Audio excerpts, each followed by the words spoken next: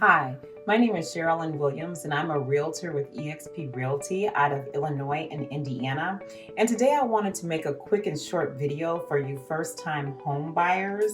Oftentimes I get potential first-time home buyers that approach me and they say, Cherilyn, I am tired of renting and I really would like to buy a home, but I just don't know the steps I need to take in order to make this process happen.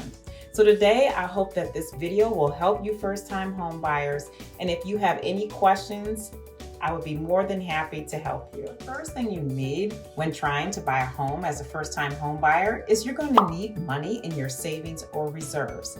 Because as you know, buying a home costs money. So this is going to be the first step and one of the most important steps in the process. The next thing you will need is you'll need money for down payment and closing costs. You'll need money for the earnest money deposit for the home. You'll need to pay attorney fees, home inspection fees, and appraisal fees. So let's go over these just a little bit so you can get a clear understanding. And I also will share with you some of the typical costs here in Illinois for these services. Okay, so for your down payment and closing costs, your down payment is the amount of money that you would like to put down on the home. And your closing costs are the administrative costs or paperwork and documentation that your lender or mortgage company will do that they charge. Oftentimes, people confuse the down payment and the closing costs and think they're the same, but they're not. They're separate.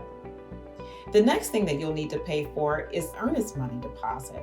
When you go out with your realtor and you find the perfect home, your realtor is going to ask you when you do the contract, well, how much earnest money do you want to put down?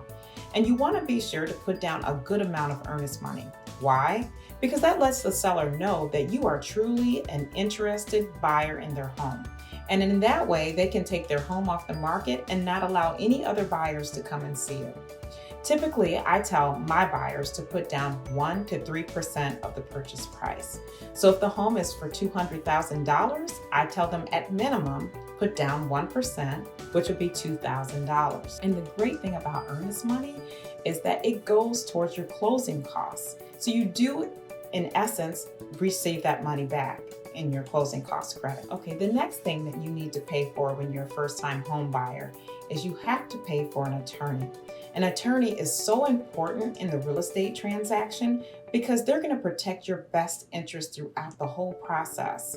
They're going to look at all the contracts, documents, appraisal documentation, home inspection documentation, and they're going to make sure that you are protected. Your attorney will be there for you in Illinois at your closing and help you with all of the documents and have you initial and sign everywhere that is needed.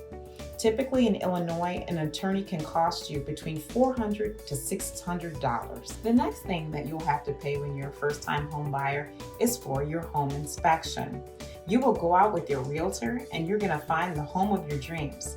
You're going to write a contract, but it is so important to have a home inspection. It doesn't matter how beautiful the home looks or how great you think it is in its upkeep. You want to be sure that you have a home inspection done. You will contact a local home inspector and they will come out to the home and inspect the home.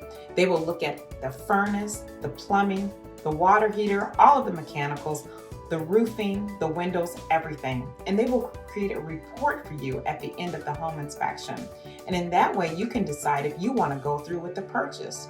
If there are a lot of issues, you can back out of the contract and you can receive all of your earnest money back. Okay, the next thing that you have to pay for is for your appraisal. Sometimes you can pay the appraisal up front, or sometimes it can be factored into the closing costs. And what the appraisal is someone, an appraiser from your bank or your lender or mortgage company will come out to the home to see if the home is really worth what the sale price is. And how do they determine this? Well, they look at other homes in the neighborhood that we call comparable homes that are similar to that one. And then they come up with if it's overpriced or underpriced in that way. And that's so very important because if the house doesn't appraise for what the sale price is, that's not a good thing. So you can always back out or you can make up the difference. Okay guys, so we talked about the costs associated with purchasing a home. So the next step is financing. you want to go and speak to a lender, whether that be at a credit union, bank, or one of the large companies like a Wells Fargo, they're going to ask you some questions and they're going to need some documentation from you. So you want to be sure that you have some of these things on hand. For example, they're going to ask you for your job history.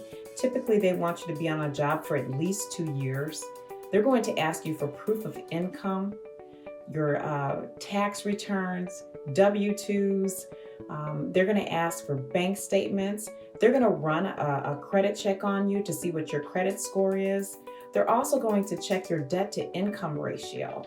And what that is they're going to check the amount of money that you owe per month against your income.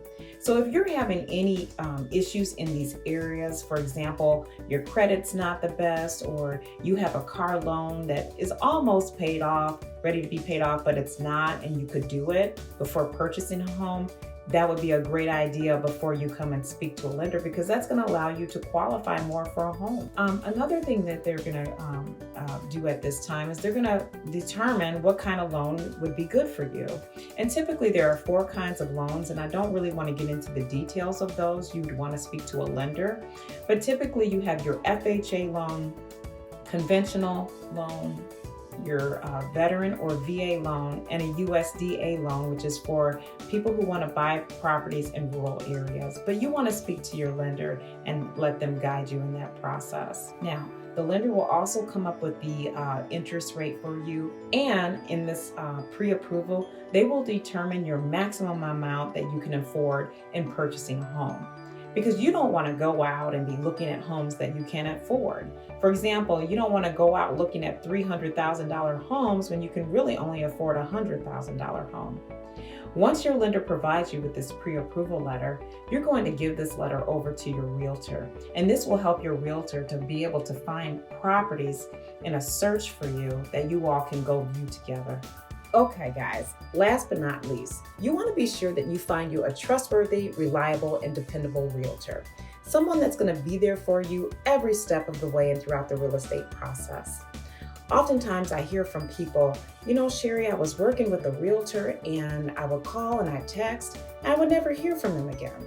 And that can be so frustrating, especially for you first-time home buyers who need a lot of guidance. So be sure that you screen your realtors and find someone that's going to represent you and your family's best interests. My name is Cherilyn Williams with eXp Realty LLC out of Illinois and Indiana, and I would be so happy and honored to service you and your family.